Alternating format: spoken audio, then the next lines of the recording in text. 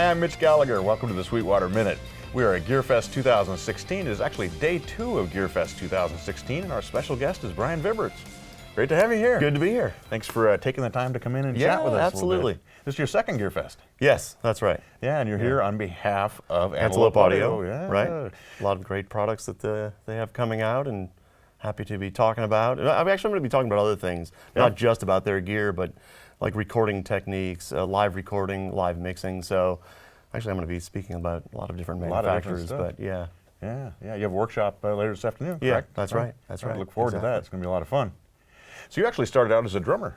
Yes. Way back. Is that right? When I was 8 years old, yes, that's true. Yeah, what drew you into wanting to get into music in the first place? That was, I guess just listening to the radio is what kind of did it. I mean, my parents said that when I was 2 or 3 years old, I was like, hitting pots and pans with things, and then one Christmas I got the drum set and off I went. Right. That's awesome. Never really wanted to be the professional drummer though. I always, when I was in high school, we went to do like an original song in a studio, and that's what kind of clicked to be, like what's going on in that room, in the control room. Right. And so that's really when I got the bug the production side of things. Yeah. And now that's when it really clicked right there. Right, and now a tremendous career as a recording engineer, producer, songwriter, working with Eric Clapton, Chick Corea, Michael Jackson, a long list, Herbie Hancock, incredible credits, multiple Grammy Awards, Latin Grammy Award. Nice stuff going on. I've been fortunate so far, thanks. So was the detour to astronomy and being an astrophysicist part of that whole success story? Yes. Well, that was where I was going at first, out of high school. And even though that in high school I had that recording project where I was like, this is really kind of sparked the interest. But I was really always going for astronomy and physics, wanting to work for NASA. But at the time, the Challenger had blown up, and NASA had shut down for 2 years. No one really knew if it was going to open back up.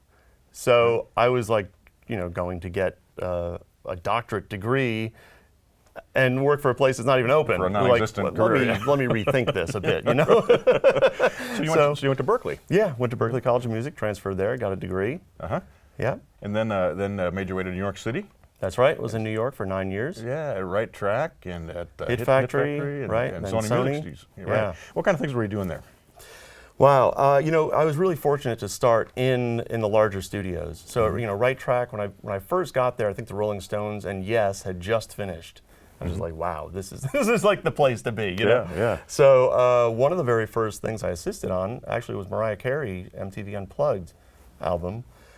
So going through Right Track and the Hit Factory, Sony, I kind of started in a big studio and kept in the larger studios, and that's why like what you said, like looking at my credits, I was there, and it's kind of like an amazing list. Like, really, Right. So a lot of great artists throughout there, and the Hit Factory. That's when I got to work with Michael Jackson and Paul Simon, and a lot of Sir George Martin.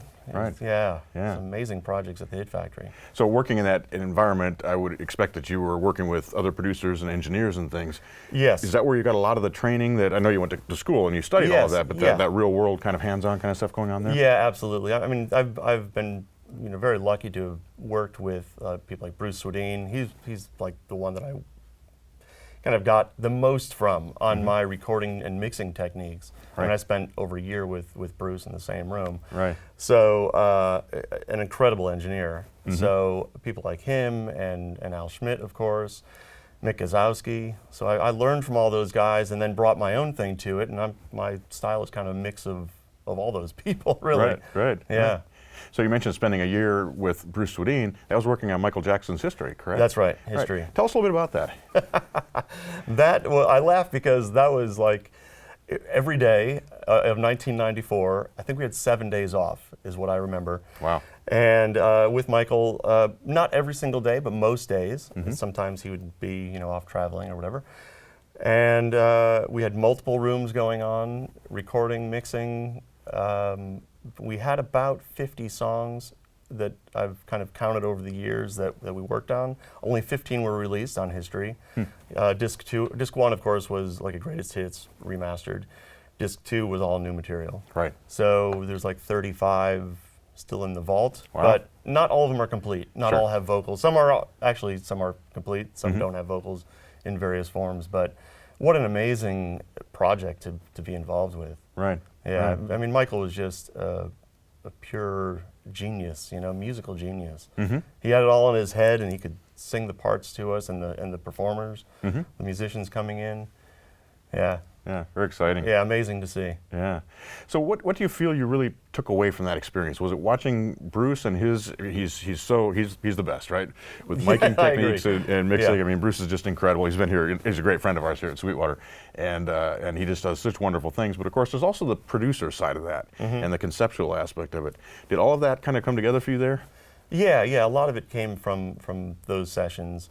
Just seeing how, especially on the production side, with people like Bruce Swedien, Phil Ramone, how they run a session. It's not all about being like hands-on, changing the music and changing the arrangement. Which is part of it, of course, but it's more like getting something done and make sure that there's not just a lot of wasted time in the studio. Right. You know, and really making sure everything moves forward. The artist is happy, everybody's happy in the session, and the record company's happy. So yeah, I've taken pieces of all of that from various projects. Right. What a tremendous experience. Yeah, yeah, absolutely. So you, after that, relocated to Los Angeles. Yes, I've been there for about 14 worked at years. Ocean Way initially, correct? Yes, that's right. Yeah. Were you a staff engineer there, or were you doing freelance work at that point? Staff engineer. Uh-huh. Yeah. How does one, when you're coming out of school, you're apprenticing, if you will, in a studio with other recording engineers and producers and things, how do you land those staff engineer positions? Oh, that's tricky. I mean, when I first moved to New York from Boston, nobody wanted to hire me unless I was in New York. So literally I had to move without a job to New York City, which is like the scary thing. But the same thing happened when I moved across the country. I mean, I drove across the country, and then I started, you know, having interviews with people, and everyone was like, you're way overqualified for this. And I'm like, I understand that, but I just didn't know anyone in LA yet. So it was something I had to do for a few years, and then went freelance. Right, right. Your career's obviously taken off since then. Tell us a little bit about some of the projects you've worked on with, for example, Herbie Hancock. Yes. Well, the Herbie Hancock one was done in New York, and that was with Gershwin's World. And what happened there was I was part of the recording with the Sony Classical engineers. Actually, we had a whole team of engineers. We had the Sony Classical guys. We had myself.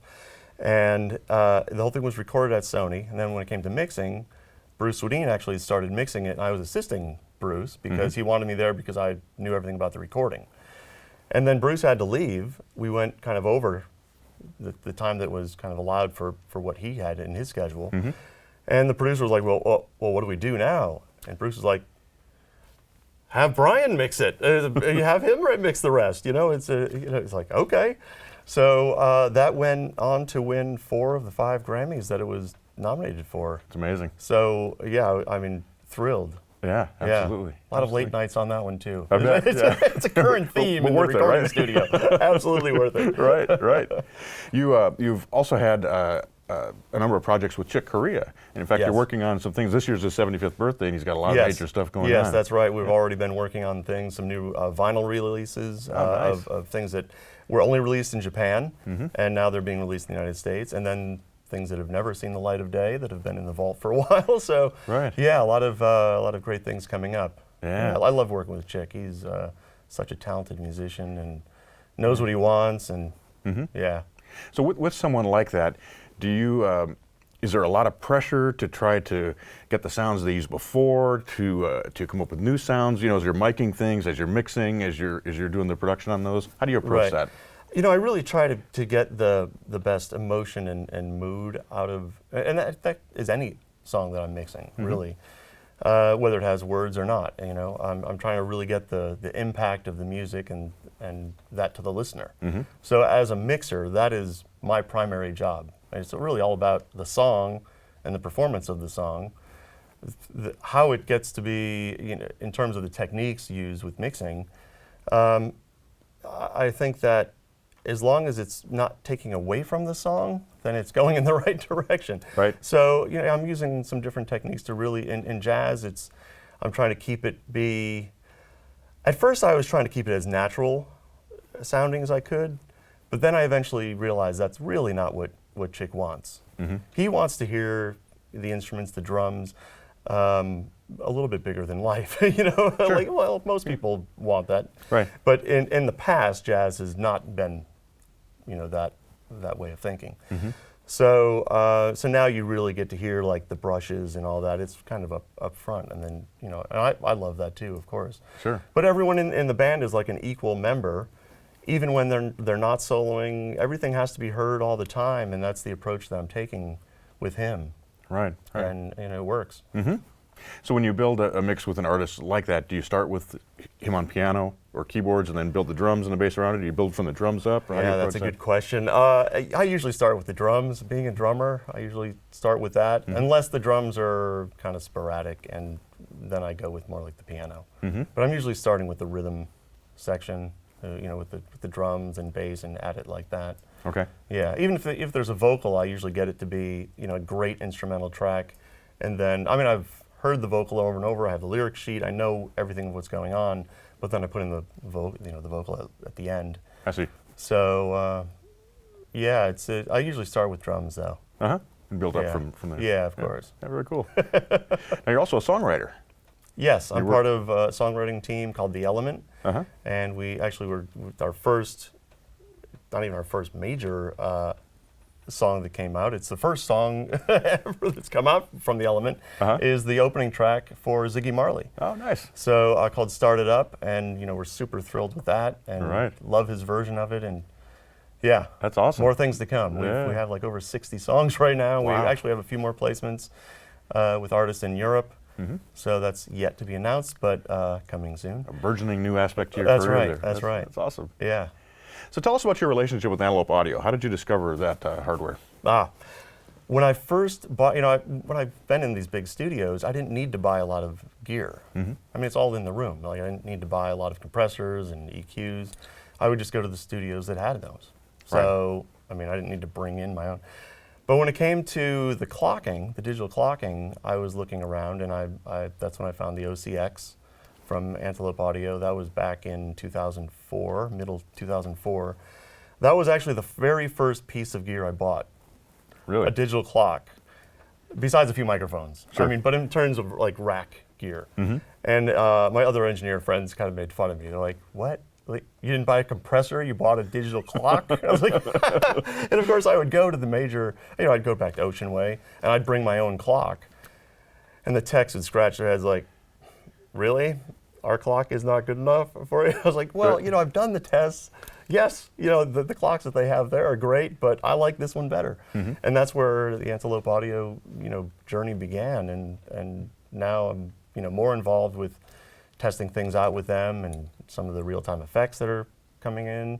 Right. I'm doing some presets for, and of course, you know, now I've graduated to the Trinity clocking, which I love.